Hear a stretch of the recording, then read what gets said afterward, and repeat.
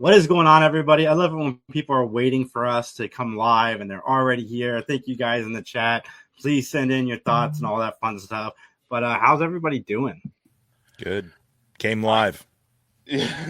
I'm finally almost healthy again. Like I don't feel like I've been 100% for like 3 months now. I'm still not, but I'm better than I've been in the last 3 months. So I think we're on the right track finally. Dude, I had a wild time being sick this week. Like, I don't think I've ever experienced sickness like this before. Well, I can finally almost breathe normal, so that's amazing. But I had a really high fever on Saturday, nothing on Sunday. I still didn't feel great. Monday night, I had a really high fever. Nothing Tuesday until Tuesday night, I had a high fever, and then nothing again for a few days.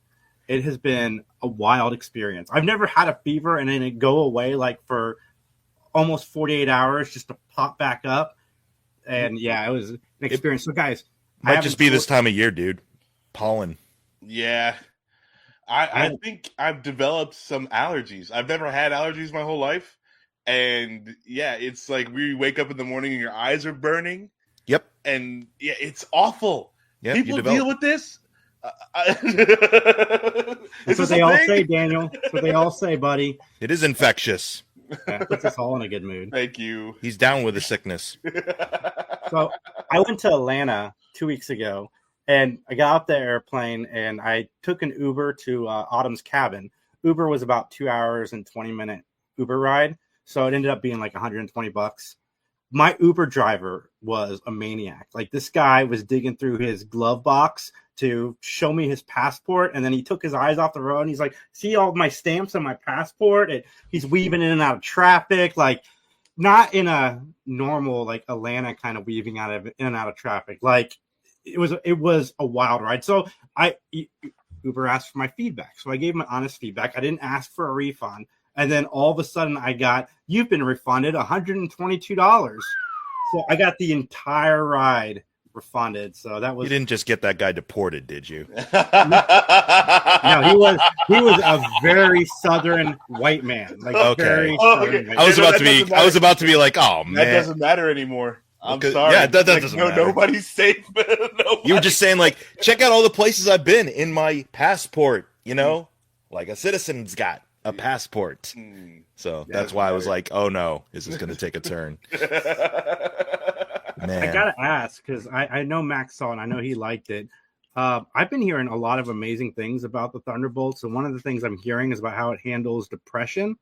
Like, I had somebody who went and saw it and who has bipolar disorder, and it made him uncomfortable because of how like realistic it touched on it. Did you get that from that? Yeah.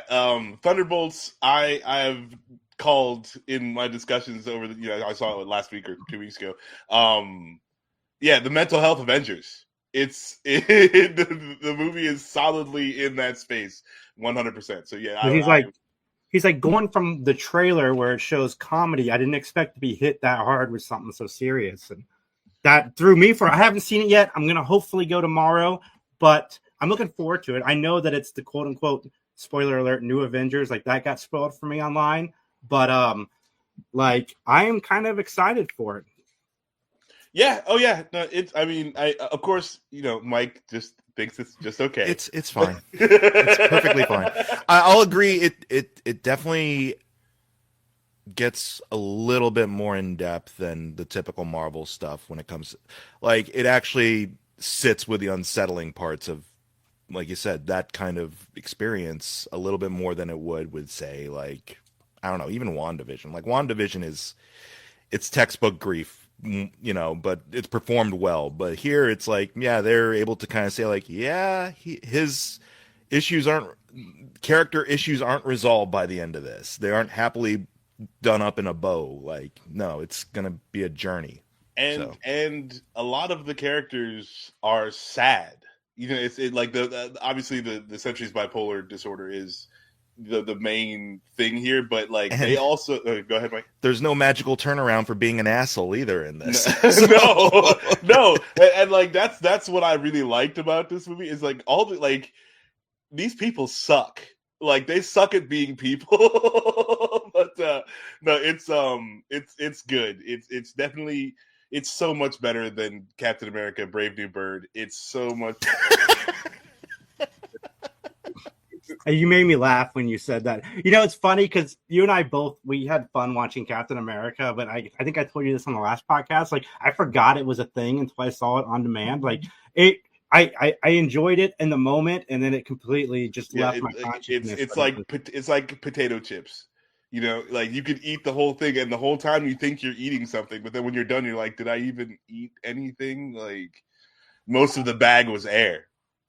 I will say this about Thunderbolts, and this isn't really spoiling anything because she's in the movie, but I kind of wish this would give a little bit more for Julie Louis-Dreyfus as a character, because she's been cameoing and stuff here and there, and and she kind of just cameos in this. Yeah, too. It's and it's kind of really... like, if you're building, I said in my letterbox, like, if you're building this character up to kind of be like anti-Nick Fury in a way.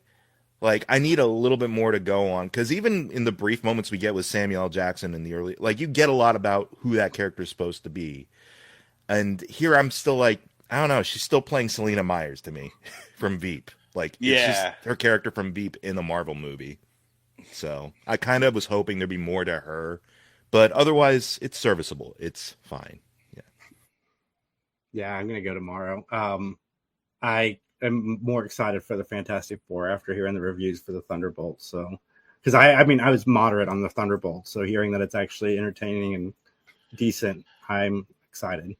But I mean, I was the Thunderbolts was the Marvel movie I was looking for this year. Or I guess Fantastic Four is actually the one that I'm super looking forward to. But like, the Thunderbolts is the one I had the most preparation for, but.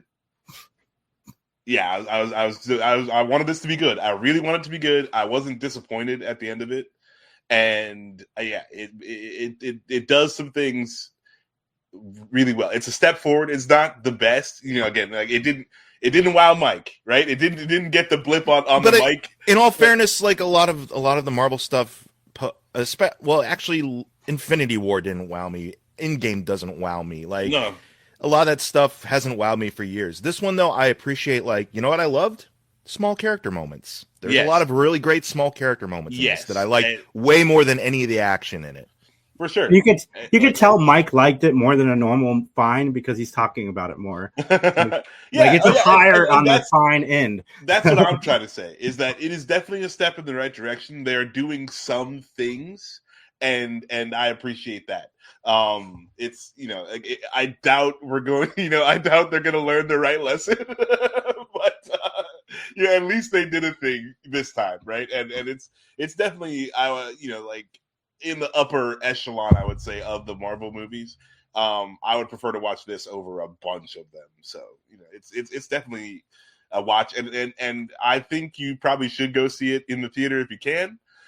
Just because it's big, it's a big movie, and you're not going to be having that environment helps out. Yeah, absolutely. I get that. You know me though. I'm like you. We love the theater experience always. Speaking of Sinner, I mentioned this before we even got Sinners. Holy shit! Yeah, you guys weren't kidding. That was fun. Sinners is so good. I went and saw it again. Yeah. I went and saw it with my wife and kid, and I was nervous. Because I was like, if they don't like this movie as much as I like this movie, and I have to like get on my soapbox about how good this movie is, that's gonna be a chore. But we got out of the movie, and my son said that was probably the best movie this year. Yeah, Tony loved it, and I was like, awesome! Like, thank God, like I was so relieved. That, I'm gonna say my one little thing, the nitpick I have in it is the first, I want to say 2 minutes. I don't need the jump cuts to what's going to happen. I don't need the jump cuts in the beginning. Like, just the image of Sammy driving back, just the image of what he looks like. That was enough for me to be like, I'm intrigued. I didn't need like, oh, well, that I know that was going to happen, but oh, that's happening. That's what that looks like. Great.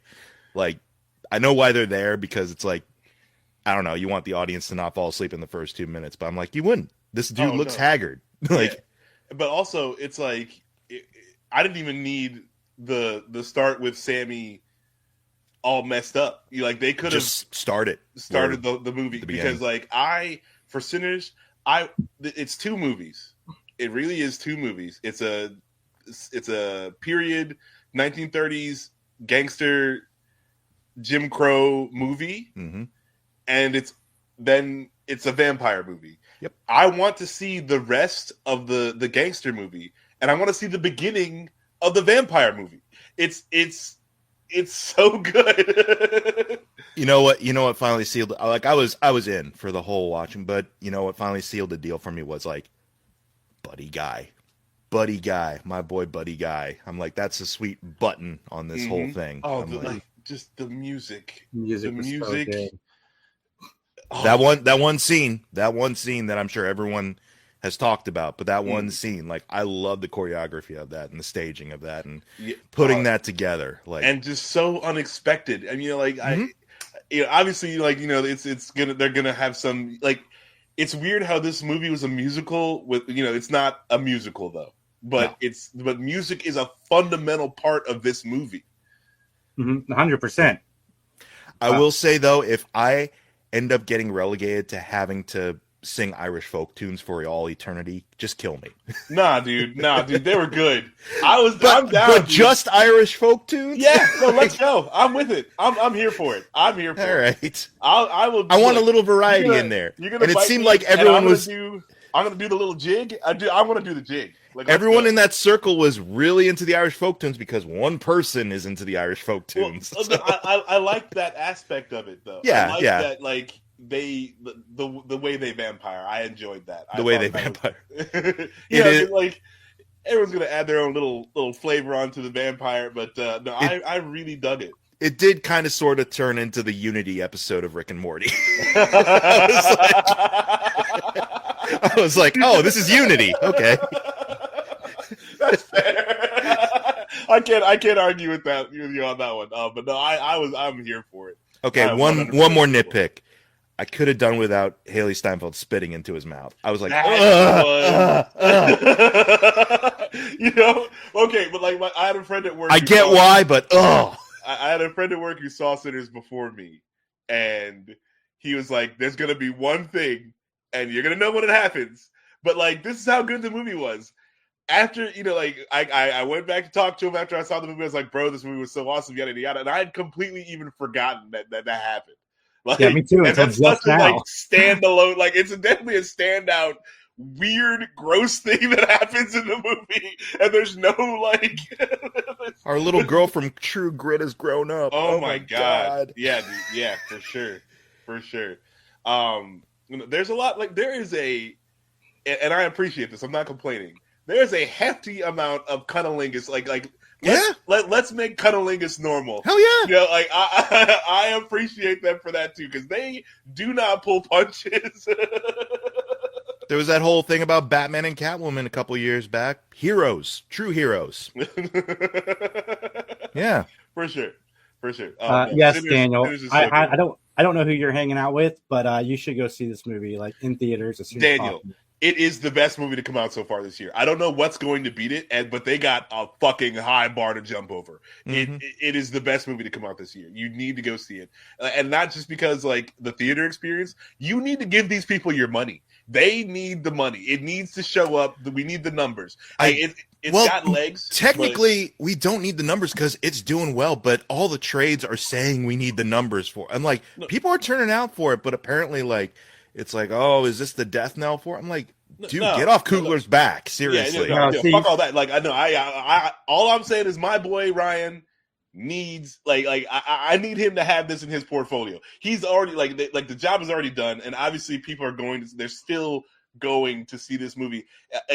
I'm hoping it's still in theaters when my brother comes to visit in a couple weeks, because I'm going to take him to go see it. I'll be surprised if it's not. I'm trying to think of what's coming out. I don't think. Yeah, I think it'll be there for a little while. But I want to throw all the money I can at this movie because they did such a good job. And sometimes I'll go to a movie and I'm like, hey, I went and saw Captain America: Brave New Bird. I went and saw that in opening weekend, and I felt kind of bad about that because I'm inflating their numbers for average to not good movies.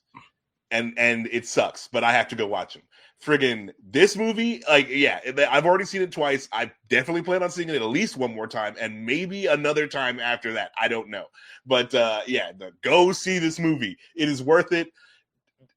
It's worth it. The hype isn't hype. It's just facts. Like, let's go. You need to go see this movie. Yeah, like after the first week, I could kind of see why people were like, "Well, the box office needs to make a little bit more." But those conversations should have stopped. Like the box office, it made like $80 million its opening weekend. Oh, like, no, it's just because Ryan Coogler is black. Yeah, and he made it's still here. Like, yeah, it's definitely the conversation. Like I said, I could see a little bit why you'd have that after the first week, because I think it was $150 million budget. Yeah, but at this point, like the conversation's over. Like it had the lowest drop in a movie, a big budget movie, in like 15 years. I think it was only 20%, which is wild. It's usually like 40 to 50, and that's good. 40 to 50 is usually considered good. So, like, I mean, this movie is doing great. That's a true word of mouth economy going on with movies, which is like, I didn't go see it opening weekend like you guys. You guys went opening weekend, right? Yes. Mm-hmm. Yeah. So I didn't see it opening weekend, but then based off of your recommendations, like the following weekend was when I made my appointment for it, and I was just like, okay. And now I'm like funneling that into the next weekend and the weekend after that, because I might go a second time too, because it's like this thing has legs. It's better the second time you see it. Like, I recommend seeing it multiple times. It is so good. Go watch it on IMAX. I need to see it on IMAX. I live right by an IMAX theater. Easton is an IMAX theater, and it's like I missed it on IMAX. I haven't seen it either. But I don't even care. Like just go watch the movie. just go. It's good enough on a regular screen. Yes, but Max, you caught up on The Last of Us? I am one episode back, but I don't care. We can do spoilers. I'm not gonna spoil anything. Yeah. I just I don't know why everybody's bitching about her. Bella. What's her last name? Bella. Sorry, Ramsey. Yes. Who, I don't know why people are bitching about her in that role. Her acting this season has been like phenomenal. She's been so. It's because she doesn't look like, or Bella doesn't look like the game character. Is probably the main thing. They need to calm down, because she has been like, she was good in the first season. In the second season, like, she has been exceptional, especially in the last episode where she's connecting with that girl, which Max, I don't think you've seen, but it is so good. And everything, like during the big scene with Pedro in episode 2, like just her total, like, just that was so rough reaction to that what she was so watching. rough. I just want to throw in a quick thing here. Apologies, Bella. They them. So yeah. Very good. They are phenomenal. I don't understand the hate she's getting online. It's completely lost on me, because I'm one of those people that likes to watch actors just do a great job, and she is doing a phenomenal job. Yeah, they are killing it. It is solid. Lady Mormont is not to be fucked with, okay? Like let's just put it where it lays. Like don't. I don't care. Whatever you have to say. Like, if it's some dumb complaint because they don't look like the video game character or whatever, or this is not what you thought it was going to be, fuck off. It's still good. It's good. It's good. Sorry. They are good. And that is not. I just don't understand, like, why are you making a complaint when we can be celebrating here and you're complaining. I mean, I'm not one to. I still haven't watched past episode 4. No, you're doing it the right way. With the exception, there's not been an episode better than that one yet. No, there has not. But with the exception of that episode in season 1, this season has been it's been just miles above season 1, in my opinion, except for, again, that one episode's out on its own. I'm comparing it to the whole, just the acting and just like I said, her reaction to just what's going on around her. It's handled very well. And Catherine O'Hara is also really good in this. This might be the first serious thing I've ever seen her in. I'm trying to think. I don't know, but she's really good as a psychiatrist. She was Joel's psychiatrist and also Ellie's psychiatrist. But she is really good in this.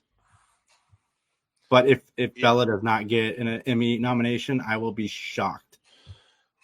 Yeah, no, it's good. I am digging it. I got no complaints so far. I don't know why the episodes seem heavy. Like it's hard for me. I can't watch 2 episodes in a row.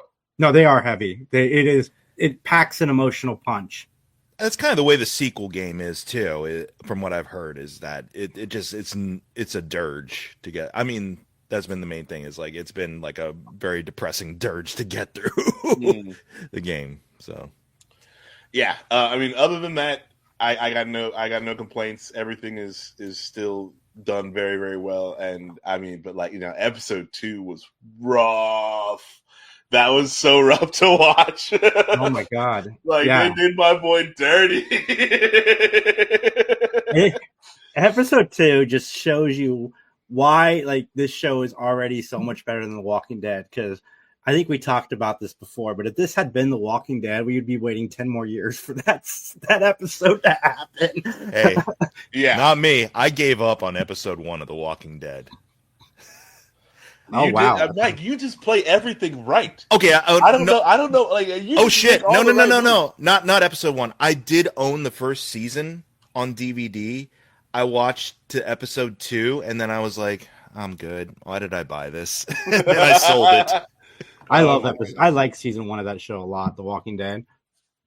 I can't defend any of the rest. I hooked on enough to get the meme of "You can't protect him, Rick." Can't protect him, Rick. All right, guys, let's get in. Well, hold on. We're not live tomorrow, so me and Jamie aren't live tomorrow. But I do want to say, like, The Handmaid's Tale is one of the most depressing shows I have ever seen in my entire life. This season there's been hope. Like, I'm not as like hating life as I was in the first like 6 seasons of the show. There's no way this final season is going to wrap up the story because there's a spinoff coming. Like, I know that because there's a sequel book, but it has been really good, and I cannot wait to see how they wrap this show up. I cannot do Handmaid's Tale. Like, is it because the reality and the fantasy are like becoming a Venn diagram? Yeah, no, it's I mean, it's bad enough being like a man who, like I don't do the traditional man things. Like, I feel bad for what men have done throughout history. That show makes me want to cut my dick off. Like it I can't watch it. I'm just like, this is too much. And the closeness to reality does not help anything. Habeas corpus. What's that gonna be? Well, the reason I brought up Handmaid's Tale because my number 5 sci-fi horror moms is June Osborne from The Handmaid's Tale.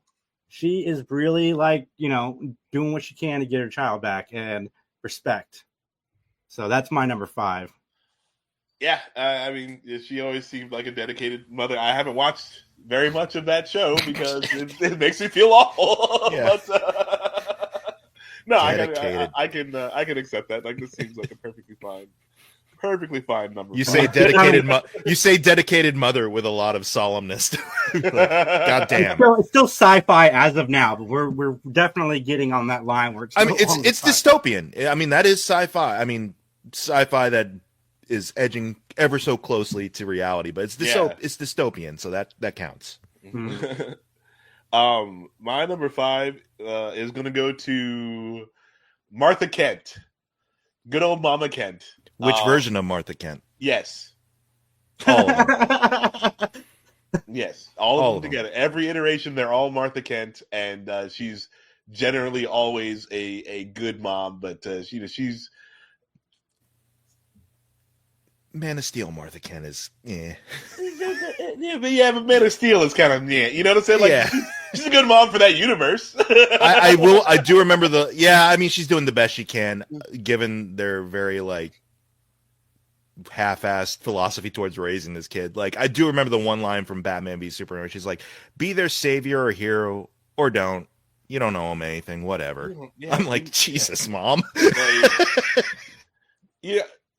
I thought she was the best character in the whole friggin' thing. I felt bad for her the most out of it because she went through the ringer in that movie in particular. Like, God, you get kidnapped by Jesse Eisenberg. Ugh. Oh, that version of Jesse. Oh my God. Hold on, Max. I don't want to interrupt and get pulled off mics, but I got a special video I want to share because I do have these. I gotta remember make sure I play them. Mike did submit videos again. This has nothing to do with mothers. These are all animal themed. Okay. The animals could be mothers. Oh,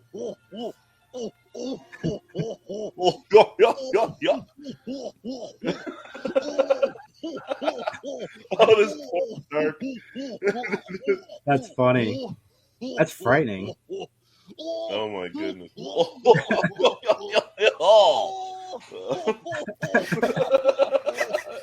It's like Goofy if he was a shark. Yeah, that's Have you all never watched Strange Wilderness? Mm-hmm. It's a really bad movie, but for that one clip, it's kind of it's kind of a. Did you ever watch Wild America with Marty Stauffer on PBS as a kid? Like he did a nature show with his, and stuff, and Stauffer brothers are like famous for getting out into nature and stuff. And so it was like a play on that where they took like stock footage of old nature things, and Steve Zahn is the one doing the voice of the laughing shark. He's like, here's a show, we'll just intersplice our dumbass commentary on top of old stock footage of animals, and that'll work. I have not seen that. I think that's a Happy Madison movie. It is. It's not good, but boy. it's. But that one moment is the best moment. Is the laughing shark? There, we got the best of it. So let's. I'm happy with that. I think it's wonderful. Daniel, I haven't seen the movie Wild America. I need to, but I used to. When I was a little kid, I used to watch Wild America all the time. Yeah, he's from South Alabama. Friggin'. He's married to his cousin, and his mom is also his cousin. Hey now. That might be true in the animal kingdom in that genus, but hey now. All right, Mike, what do you got at number 5? Oh crap! Yeah, number 5 for me is the Xenomorph Queen. Good. I thought about putting the Alien Queen on. You didn't say these moms had to be good. No, not at all. Wait till you get some of mine. I thought about putting the Alien Queen on this list. I'm glad you did. She's a worker. Yeah, like, she protects her kind. She doesn't protect them so much as they protect her, but she's constantly churning them out. Yeah. She's got goals. She's like, she cares if they live. I want my kids to do well in this universe. Yo! What's up, Sturdy? How you doing, buddy? My number 4, speaking of great mothers, is Mother from Psycho. Norma Bates. Great mother. Oh my god, fantastic! She just didn't want her son to get hurt with other women. So anytime that he started to fall in love, she got rid of him. Now I'm curious, Jason. Did you watch Bates Motel by any chance? I did. Okay, so is it like an umbrella statement to incorporate, or is it specifically just Psycho? Oh, we can incorporate it. The Norma Bates and Bates Motel was vastly different than the way she was in the movie. She wasn't as psychotic as the movies were. Right. Norman had a problem in the show, and in the movies, she made him have a problem, essentially. The first episode, like, she's already kind of fucked up from the first episode, like, because I remember the first episode of Bates Motel. And then I'm like, Jesus Christ, no wonder. I don't remember. I just remember how it ended. I was so mad. Well, I mean, the ending was fine. I'm a big fan of the movies. But anyway, yeah, Norma Bates, mother, she just wanted her kid to not get hurt in a relationship. So she just eliminated the competition. Such a healthy perspective. Yeah. Oh, yeah. Well, and to be fair, like, part of it is her perspective on it, and part of it is his perspective on her perspective on it. Spoilers. Yes. And while we wait on Max's, I got another video here from our good buddy Mike McGee. Can't wait to see what donkey hooves have to do with anything. Oh, yeah. Oh, this is just ASMR stuff. Like, this is what I'm not going to lie. I went down a rabbit hole. You need to hear some of the sound. Yeah. It's just satisfying. I love these videos. So do I. It's so stupid that I like these videos. I've only ridden a horse one time in my entire life, and I don't know why I love these horse care videos. I don't know. Yeah, it part of it's a sound. Part of it's like I feel the relief maybe that the animal feels in getting their hooves chipped, getting their. I think it's called Farrier or something like that. It's basically toenail clips. It's toenail clipping, but it's like it's so satisfying for some reason. Yeah. When they get the gunk out of the middle, that's my favorite part. Like I just feel good for the animal. Yeah, like because that's the deal. He's not being hurt. It's just. I like to. I mean, if you've seen those videos where the animals are like abused, you know, and like their hooves are like out to here and curled up and stuff, and they come in and clip the nails and then I'll do all that stuff. Like I really like those. Meanwhile, though, I have a very reverse response to like those people who purposely grow out their nails to like beat a world record. Like that, I'm like, God, what's wrong with you? Like, no. What I wouldn't give for a clipper right then and there. But no, a lot of these aren't going to be funny. Some of them will just be like satisfying. I love those videos. That was very satisfying. My number 4 is going to go to which one do I want to put in this place? We'll say Sarah Connor.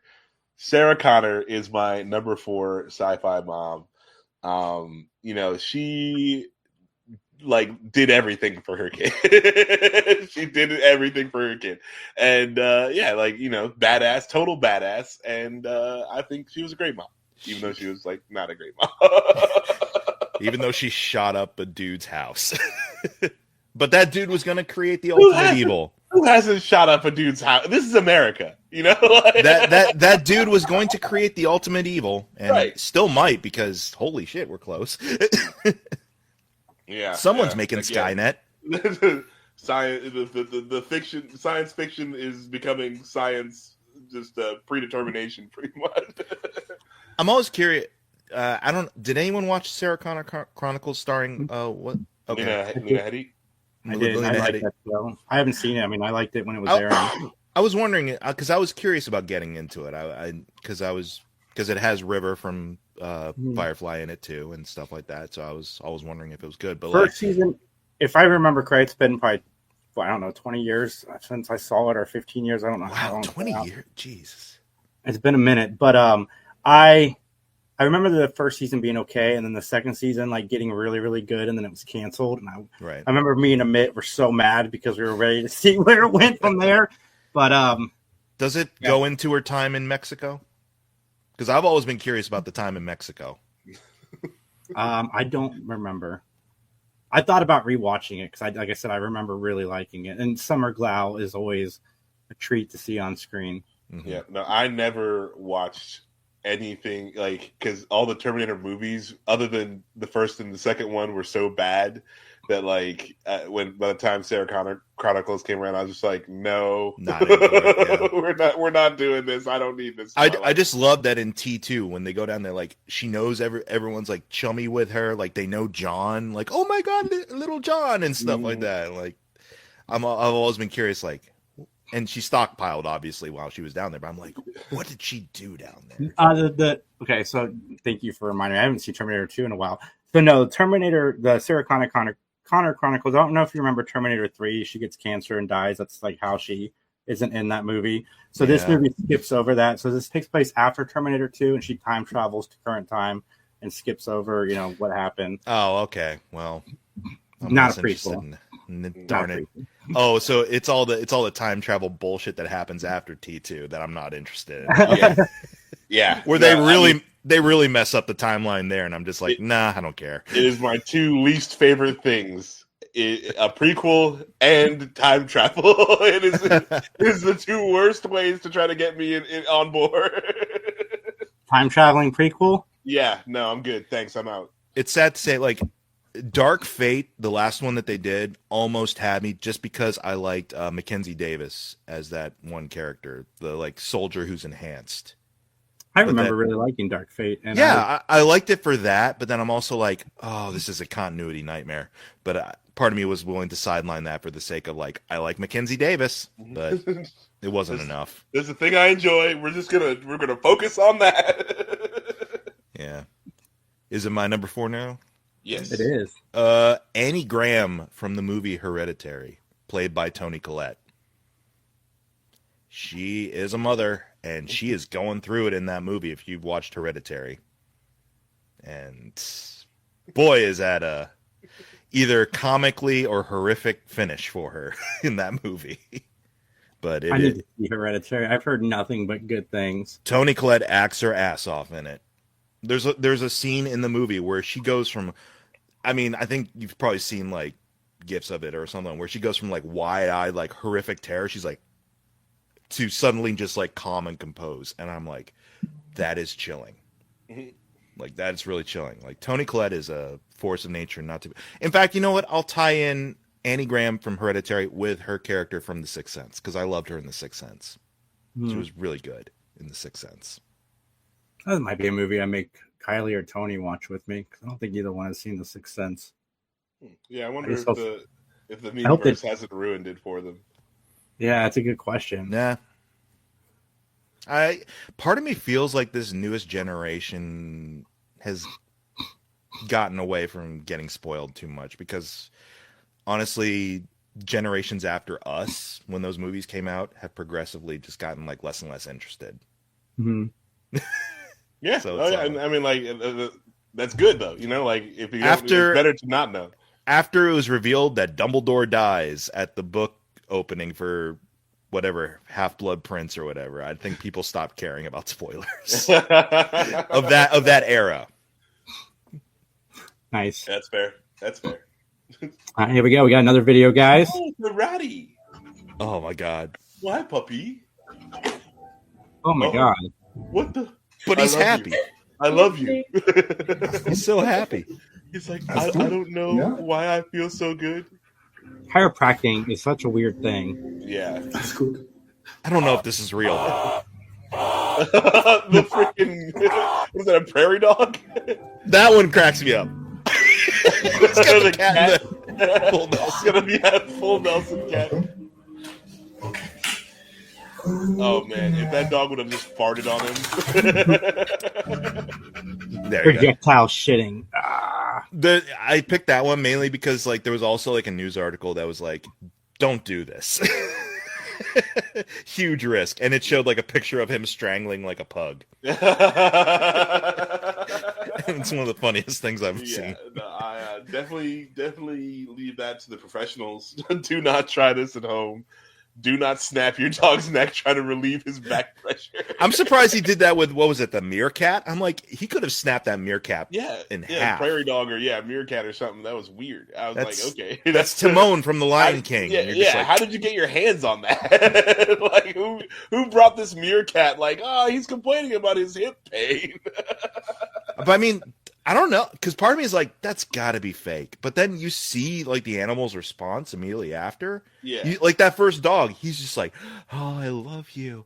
Like, oh my god, like maybe there's something to it. I don't know. Oh man, no, the second dog that like just gives him the look like, what'd you do? I don't know if what you did was cool. I feel kind of good. I don't even know what I'm feeling right now. I got my eyes on you. I'm feeling good but violated. Yeah. All right, my number 3 is another great mom, like one that you just goes to bat for you and will defend you in any way she can. That's Pamela Voorhees from the Friday the 13th franchise. Good mom, killed a bunch of kids because, they were having sex while her son was drowning. Well, they weren't, and granted, it was like 30 years later. These kids had nothing to do with it, but still, like, it's the thought that counts. So that's my number 3. The trauma remained, like the kids had left, but the trauma remained. And the fact that she had a very dutiful son who's like, I'll pick up where you left off, Mom. Yeah, I got you, Mom. Still unclear whether like the kid was dead the entire time or he was still alive, but it's fine. It's fine. Pamela Voorhees, you're a mother that all mothers should look up to. I will say, like, growing up, and I didn't, go chronologically with Friday the 13th, but I just knew like, oh, guy with hockey mask, Jason, he's the main guy in Friday the 13th. So it was a genuine shock when I watched the first one, and I'm like, oh, okay. Oh, it's really that.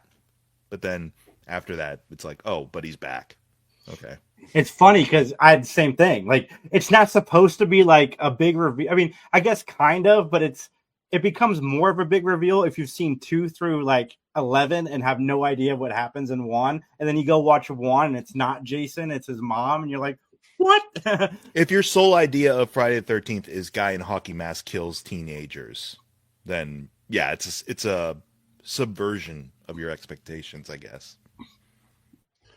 That's weird too, because it was the first one. You know, like it shouldn't even like. Yeah. How did your expectations get here? And yeah, that's crazy. Well, because I didn't see the first one, right? Because I grew up with the cultural zeitgeist of Jason is the main person in Friday the 13th. Yeah, just this unkillable tank of a man. Yeah. So that's for sure. No, that's just hilarious to me. It's a trivia question. You can fool everybody on. You say who's the killer on Friday the 13th? Everybody says Jason.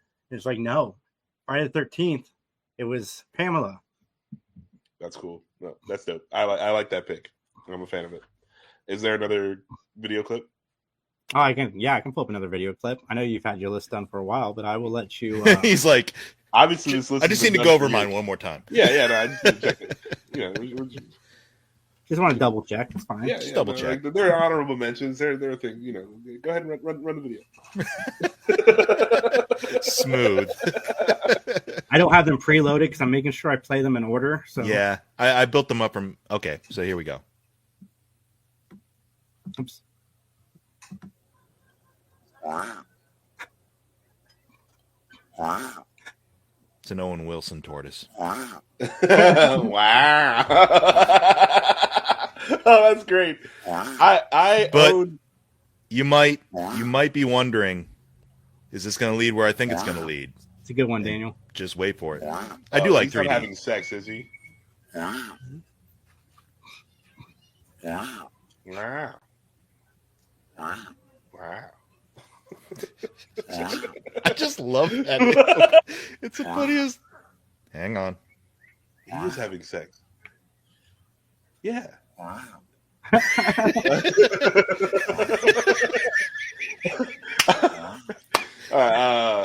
So that kind of ties into Mother's Day because that's going to be a mother soon. Yeah, for sure. Oh, that's just imagine. Wow. Wow.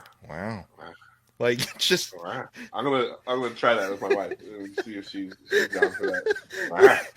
Just imagine Wow. someone hooks up and like they're just trying to mask like their engagement and the whole procedure thing. Be like, wow. That's so. You know what though? You know what I think of when I see that though is like Joe Pesci in Casino. I don't know why. But that's what I feel like. That's where I feel like his character was at. Well, I mean, you look at a tortoise, you automatically think Joe Pesci. Wow. TMNT's equivalent to Cousin Eddie, which I think is that's actually kind of a deep pull if you know what you say, because I believe Cousin Eddie was wasn't he? Oh no, that was Randy Quaid. Yeah. Friend Randy Quaid. Yes. Wow. Yeah, friend of the podcast, Randy Quaid. I was like, you're pulling into Three Geeks lore here. Wow. Wow. All right. So I got Bark and Wow. My number, what were we on, 3? I believe it is 3. Queen Ramonda, Angela Bassett from Black Panther.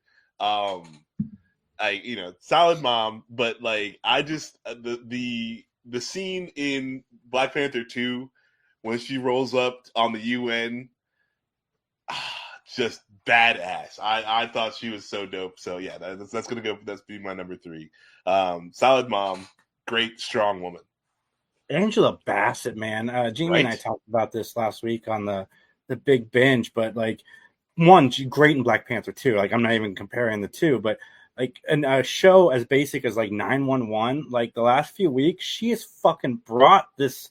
Just like Kathy Bates with Matlock, she's bringing this award-winning acting to these shows that's just you don't expect to see it. And like I'm watching 911 the last couple of weeks, I'm like, damn, Angela Bassett's so fucking good. Like she is so good. She is so good. She needs to be more stuff. Oh yeah. Oh no. I'm down. I'm 100% down. I like that a lot of like really like high caliber actors have gravitated towards because that's on what network's that on? ABC. It was ABC. on Fox. It's on ABC. Okay, so it's not like a streaming service. It's not like considered to be one of the prestige channels that you would go to for like a primetime drama or like HBO or something like that. But it's on ABC. That a lot of actors gravitate towards that for whatever reason. Maybe because the material can be challenging, or it's like they'll boost the ratings if you have this person guest star or whatever. But like, yeah, check. Yeah, that check. But no, yeah, absolutely. Like if she's bringing some legitimacy to an ABC primetime drama, absolutely. And this is what I'm talking about. Like, I don't know why you would rather make the swill that you make versus making things good, and you can get good actors to do it, and then we all just have good stuff to watch. The almighty paycheck, because to be fair, prestige television makes swill as well. So it's like... for sure. But like I'm just saying, like again, when it's 10 dudes in the boardroom and they got to decide what to show us and what not to show us, they do not prioritize the quality of the thing. They're just like, okay, how can we market it? How can we get our money back? And those have always been the bottom line.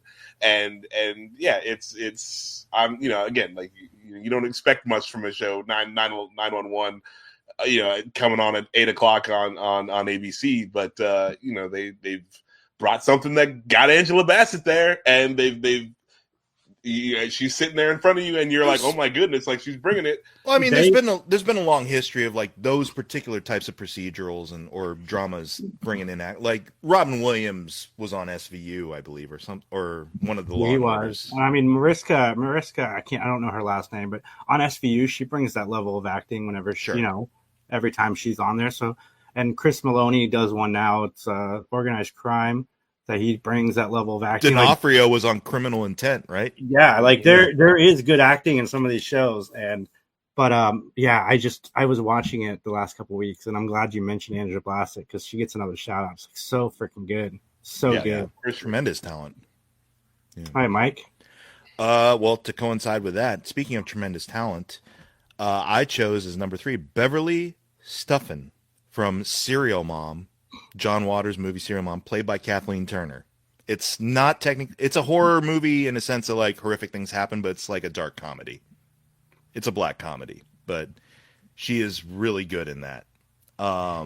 She is kooky, playing up like the whole I'm your stereotypical like at-home housewife type thing, but also like I kill people and I like to do the first impulsive thing that comes to my mind and be vulgar and crass, and it's right up John Waters territory, and she and John Waters are a great pairing, and I love that movie.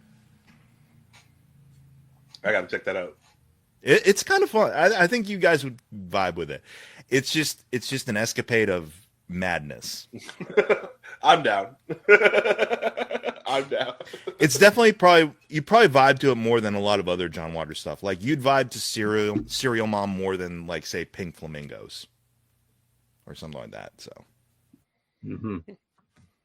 But speaking of talent and this looks like it's going to have a lot of talent. So I'm going to pull this up here for all of us. All I've seen is a parrot. I don't watch these ahead of time. I like to be just as surprised as Max when he watches these. But this looks like a winner. I love this channel.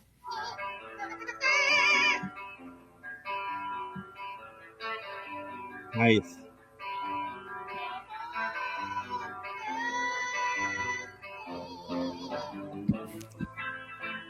His name's Tico. Got talent. American Idol.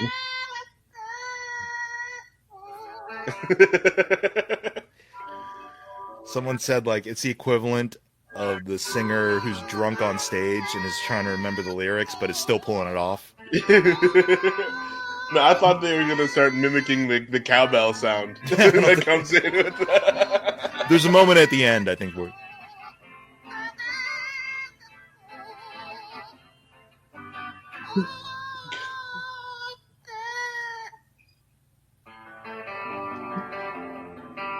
little water break. They're just really exciting.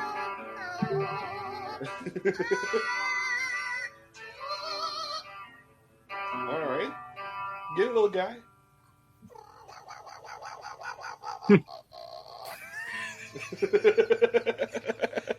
It's just cute. Nice. I love it. Have you guys ever seen that the lyre bird that can like mimic chainsaw noises? No, I don't. Oh, believe okay, so. yeah. Check that. There's a video for you to watch. Okay, well, I'll check it out. It is insane.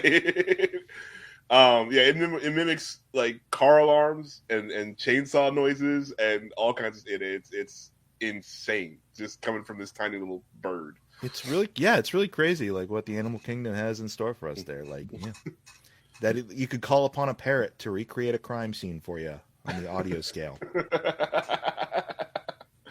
I know what everybody's thinking. Number 2 is going to be the mom from Mommy Dearest. It can't be because I've never seen it. My number 2 is going to be the mom from Child's Play. She was actually a pretty decent mom. She got her kid. She didn't know the doll was possessed when she bought this doll for her kid. Granted, she got it from a back alley from a creepy dude, but it's fine.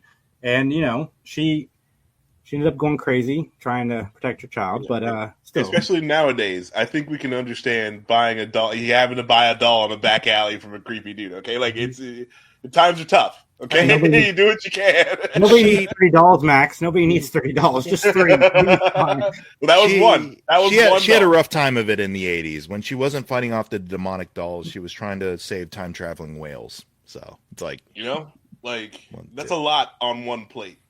It's a lot. It's a lot for one person to deal with. 100%. But that's my number 2. No, freaking Mommy Dearest. Ugh. Okay. Have you seen it? Mommy Dearest is okay. No. I've heard It's a lot when you're like, oh my god, this person existed, but right? Yeah. Okay. But... Yeah. My number 2 is God. I don't know. Yeah, I'm gonna say Princess Leia. My number 2. She's a mom. She is technically a mom. Yeah. And you know what though? Like I'm not even like my list isn't even about like the mothering skills of these mothers. They're like I was just thinking about like badass chicks who happen to also be mothers. Now I like how you say my list isn't about the quality of these mothers like mine is. right. Yeah, you know, it's like we haven't. It hasn't necessarily been good moms on the list. But, now my question for you is it Princess Leia from the sequel trilogy or Princess Leia from the extended universe trilogy who you're qualifying as a mom? So like Princess Leia in the books, the Star Wars books, is actually a really, really good mom. She's got 3 potential time bombs to deal with. Yeah, and also she's got to run a freaking galactic government. So you know, it's I love Princess Leia from the books. That's actually who I've spent the most time with. So I mean, we'll call it that, and we'll call her a good mom, and we'll call it a day. But you know, Princess Leia from any of the from the sequel trilogy, you know, and we don't get a lot of time to see what happened. Yeah, we didn't get a lot of time to see like what kind of mom she could have been. All we know is the end result, which is she's Mary Poppins, and Mary Poppins, y'all. Mary Poppins and dead. Yeah. So, you know, but I had to have Princess Leia on my list. Extended universe was wild, man. Yeah, like, and I'm like... Chewbacca died, and Han Solo became a drunk because of it. Like, dude, they had to drop a friggin' moon on Chewbacca. Like, you don't go out... There's not, like, many more badass ways to go out than it's like, yeah, they had to cause a gravitational anomaly to get me. Luke had a kid. It was like... Yeah. Oh, yeah. No, there's a lot of good stuff in there. I wish that we would have kept a lot of some of it. But yeah, no, good stories. Definitely check out any of the old Star Wars books. They're all a lot of fun. Well, now especially when they started incorporating like Thrawn and stuff, I was really like, "Oh, are they gonna try to make some of that work in the interim?" But no, just Thrawn. But then, Thrawn. like, in all his Thrawniness. Yeah, I really dug the Nagri race or species from the books that was also introduced with General Thrawn, and I'm sad that they haven't taken it just because what a bunch of badasses. I'm sad that they haven't incorporated clones with just an extra syllable in their name. Yeah, like Luke. Sounds like I need to read some extended universe. Yeah, man. Read some extended universe. Especially I read The Truth of Bakura, and I read what was the one that came out set between Empire and Return of the Jedi? Was it Shadows of the Empire? Shadows of the Empire. Shadows of the Empire, yeah. That was a multimedia thing. That was like a comic, a video game.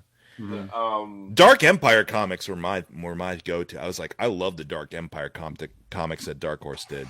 Yeah, freaking like a lot of the extended universe stuff was really, really dope, and I wish they would have just fully plagiarized a lot of it versus what we got. So it was Vector Prime. Yeah, okay, I think I do remember. But like Heir to the Empire, Dark Force Rising, and The Last Command. Read those books. I'm sorry we're going on a tangent here, but you know what I really loved? Tales of the Jedi. Where it was like, because that tied into like Jedi Academy and all that stuff, and you had like tales of like the Jedi going back thousands of years with, what's his name? Ulick. Ulick Keldroma or whatever. And, like, it was a epic story. And Tales of the Jedi was solid. Tales of the Bounty Hunters was dope. There's just a lot of good stuff. There's a lot of good stuff. Because I liked what was his name? Dengar? I like Dengar, but because of Robot Chicken and the way they play him. Hey everybody, it's Dengar. Dengar here, everybody. The best bounty hunter I've ever. Combine them, and it's that's just a wonderful place to be. It's like IG-88. He ends up basically as a computer virus on the Death Star. He almost takes over the second Death Star, and then they blow it up. But it's just a crazy, cool story that it just fits in, and it's its own thing, and then it's done. But there's so much good, so much good books, and we could have so much rich backstory for characters like Porkins. Oh God, Jake Porkins! Like his nephew ends up being like a big character in a whole series too. And the fact that he has his maneuver. I think we did this years ago. His maneuver that's named after him is called the belly run because he's the fat guy. Anyways, what are you gonna do when you're the fat guy? This is a long way of coming to my number 2, which is Lady Jessica from Dune. Okay. Sci-Fi moms. Yep. So she's not a great mom, but she definitely did a thing. She's definitely in self-preservation mode. So yeah. She's a mother. Yeah, no.